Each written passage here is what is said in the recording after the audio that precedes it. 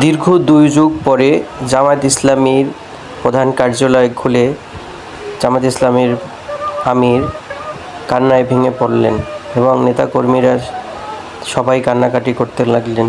আল্লাহ আসলে সৎ পথে যারা থাকে, সৎ কাজ করে, তাদের পক্ষেই থাকেন।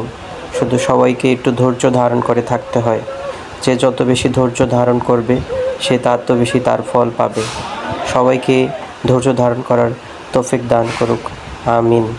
যা বাংলাদেশ ইতিহাসে বিরল, এই ইতিহাস সাক্ষী হয়ে থাকবে এবং ছাত্র জনতা যা করে দেখিল তা আমাদের পক্ষে কল্পনা করা অতীত।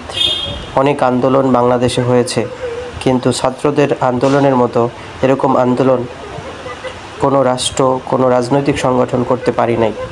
এই জন্য ছাত্র সমাজকে আবারও ধন্যবাদ জানাচ্ছি এই সুন্দর দিনটি উপহার দেওয়ার জন্য, এবং সকলেই ধৈর্য ধারণ করবেন যাতে করে স্বাধীনতা রক্ষা করা যেমন, স্বাধীনতা অর্জন করা যেমন সহজ, স্বাধীনতা রক্ষা করা তার চেয়েও কঠিন।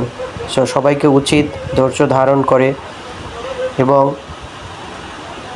রাষ্ট্রীয় সম্পদ যাতে নষ্ট না হয় সেদিকে সবাই লক্ষ্য রাখা উচিত, এবং রাষ্ট্রীয় সম্পদ রক্ষা করা আমাদেরই দায়িত্ব। কারণ আজকে আপনি যাদেরকে মারতেছেন বা যাদের উপর আপনার ক্ষোভ, একদিন